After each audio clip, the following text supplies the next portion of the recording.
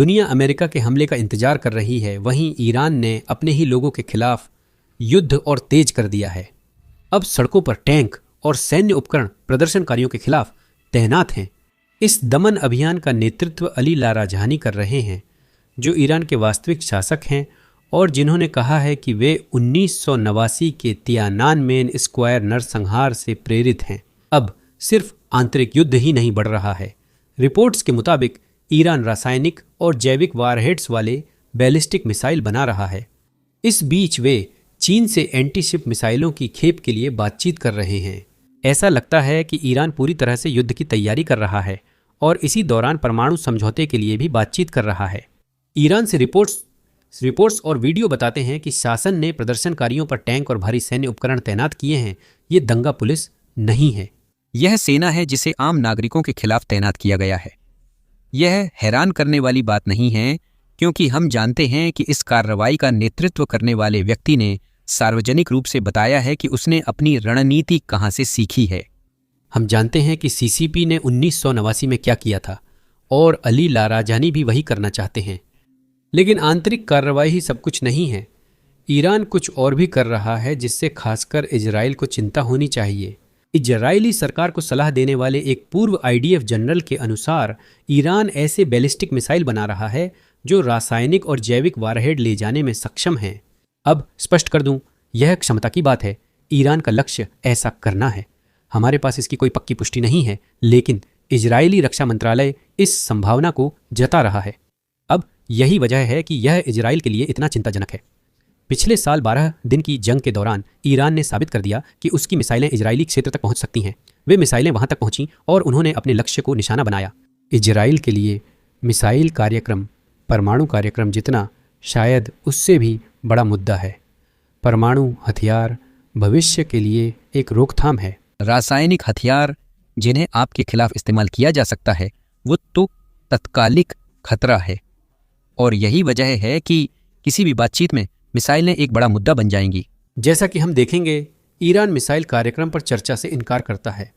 कल state of the union में राष्ट्रपति ट्रंप ने ईरान के मिसाइल कार्यक्रम पर दावा किया, जिससे सबका ध्यान गया। सुनिए। और सिर्फ पिछले कुछ महीनों में विरोध प्रदर्शनों के दौरान ऐसा लगता है कि उन्होंने अपने ही देश में कम से कम 32,000 प्रदर्शनकारियों को मार डाला है। उन्होंने गोली मारकर फांसी दे दी।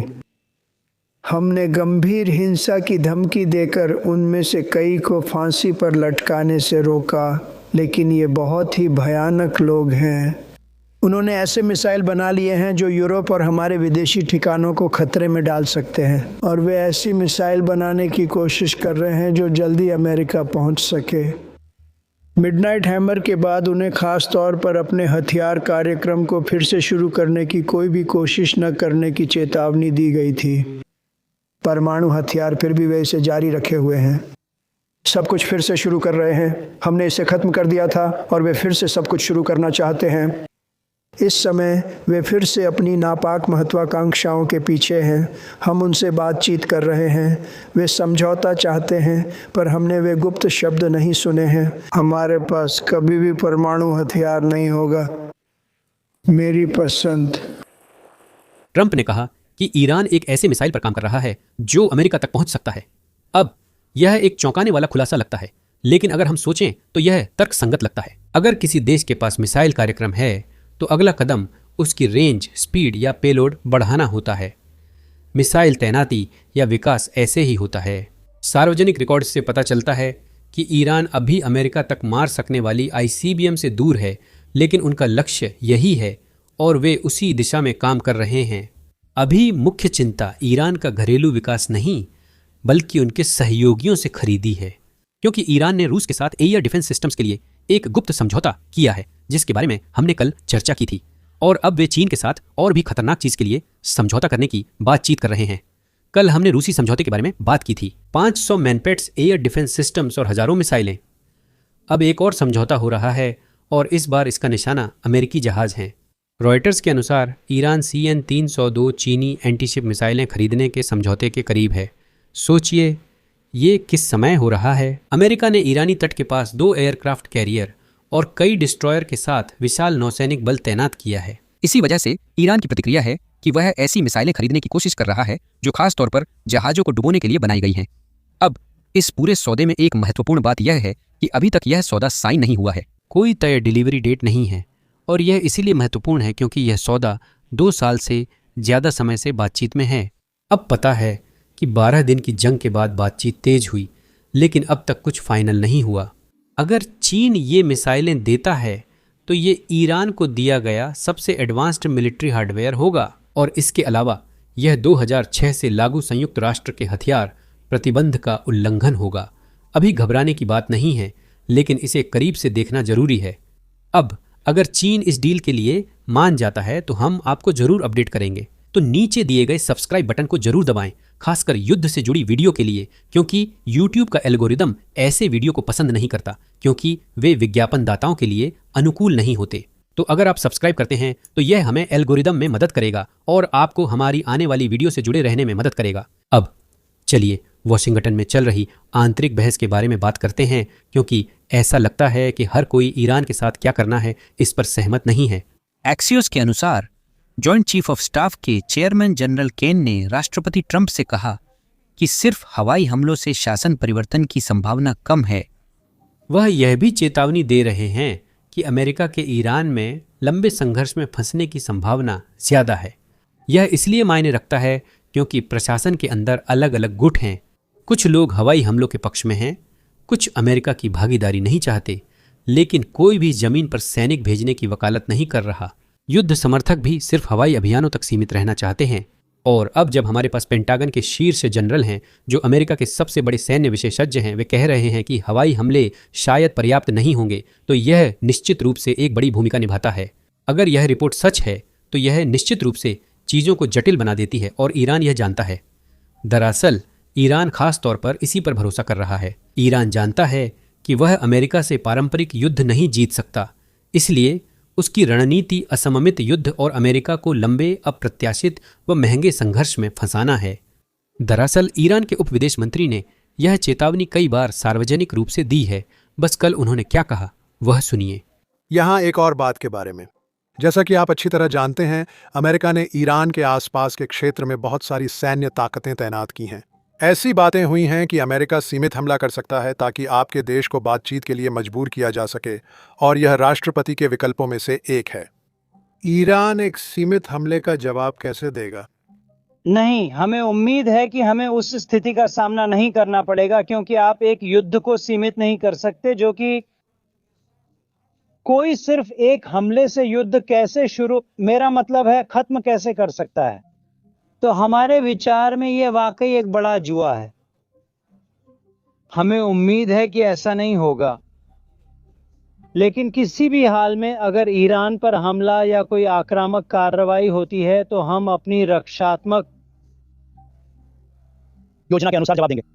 इसलिए सभी को यह पता होना चाहिए कि युद्ध शुरू किया जा सकता है, लेकिन उस युद्ध को खत्म कैसे किया जाए यह बताना आसान नहीं है। और वैसे भी ईरान के खिलाफ किसी भी आक्रामकता का नतीजा पूरे क्षेत्र को भुगतना पड़ेगा। राष्ट्रपति ट्रंप ने इन रिपोर्ट्स पर प्रतिक्रिया दी। उनका बयान पढ़ने लायक है। एक नजर डालें। ट्रंप ने रिपोर्ट्स को 100% गलत बताया और कहा कि जनरल केन मानते हैं ईरान से युद्ध आसानी से जीता जा सकता है। उन्होंने मिडनाइट हैमर और जनरल केन की निगरानी वाले पिछले साल के हमलों का जिक्र किया, फिर साफ कहा, फैसला मैं करता हूं, मैं समझौता करना ज्यादा पसंद करूंगा बजाय समझौता न करने के। अगर समझौता नहीं हुआ तो यह ईरान के लिए बेहद खराब दिन होगा। इस स्थिति को समझने के कई तरीके हैं। पहला तो यह है कि जाहिर है ट्रंप खुद अपने ही जनरल का विरोध कर रहे हैं ताकत दिखाने के लिए, या फिर आप इसे इस तरह भी देख सकते हैं कि व्हाइट हाउस हमलों की ओर झुक रहा है।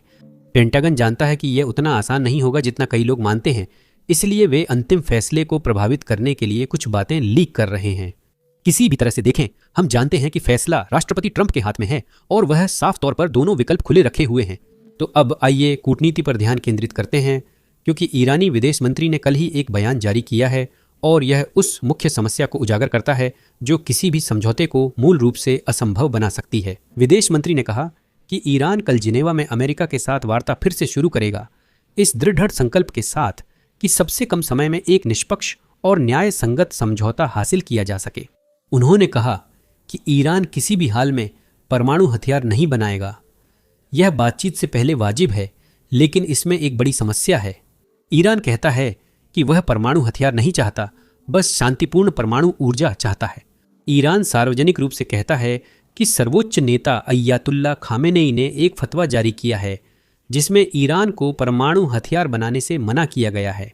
लेकिन दिक्कत यह है कि ऑपरेशन मिडनाइट हैमर के हमलों से पहले ही ईरान ने यूरेनियम 60% तक संवर्धित किया था।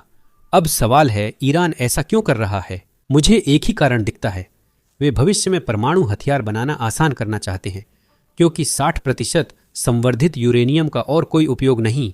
परमाणु ऊर्जा हेतु केवल 5% संवर्धित यूरेनियम चाहिए। और यही वजह है कि भले ही ईरान सार्वजनिक रूप से कह रहा है कि वे परमाणु हथियार नहीं चाहते, उन पर भरोसा करना मुश्किल है। और इन सब के ऊपर ईरान के पास अभी भी 60% यूरेनियम है और वे इसे एक सौदेबाजी के हथियार के रूप में इस्तेमाल कर रहे हैं। वे कह रहे हैं कि वे इसका आधा हिस्सा छोड़ने को तैयार हैं, लेकिन बाकी आधा अपने पास रखना चाहते हैं। इसीलिए जो भी लोग ईरान का बचाव करने की कोशिश कर रहे हैं और कह रहे हैं कि उन्होंने सार्वजनिक रूप से कहा है कि वे परमाणु हथियार नहीं चाहते, वे कभी यह समझाना नहीं चाहते कि ईरान के पास 60% तक संवर्धित यूरेनियम क्यों है।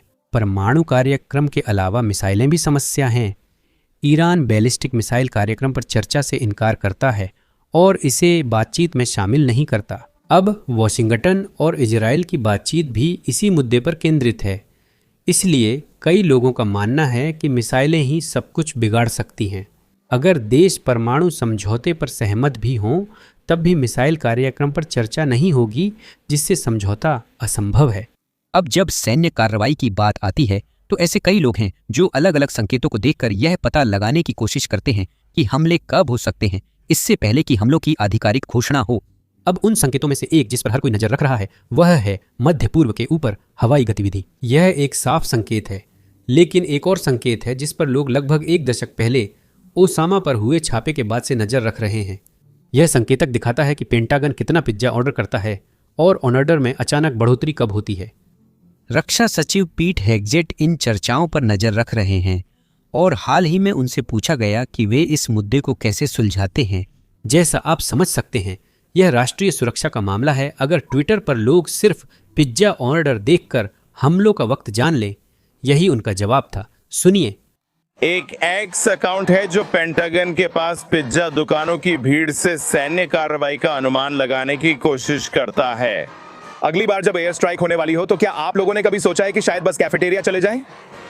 मैं उस अकाउंट को जानता हूं। मैंने कैफेटेरिया जाने के बारे में नहीं सोचा, बस कभी रात में ढेर सारे पिज्जा ऑर्डर करने का सोचा ताकि सब भ्रमित हो जाएं।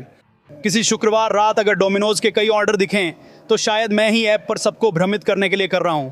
मुझ पर भरोसा करो, हम हर संकेत देखते हैं। मिडनाइट हैमर कामयाब होने का एक कारण था क्योंकि हम ओपन सोर्स को समझते थे, हम क्लासिफाइड तरीकों को समझते थे जिनसे जनता और दूसरे लोग गतिविधियों पर नजर रखने की कोशिश करते हैं, और संवेदनशील तरीकों से हमने उनमें से बहुत सी चीजों को कंट्रोल किया, जैसा सिर्फ अमेरिकी सरकार ही कर सकती है। मेरा मतलब है, राष्ट्रपति ट्रंप ये बात हमेशा कहते हैं, सिर्फ एक ही सेना है जो हमारे जैसा कर सकती है। इसलिए मेरी जिम्मेदारी है कि मैं सुनिश्चित करूं कि इस सेना को वो नेता मिलें जिसकी ये हकदार है।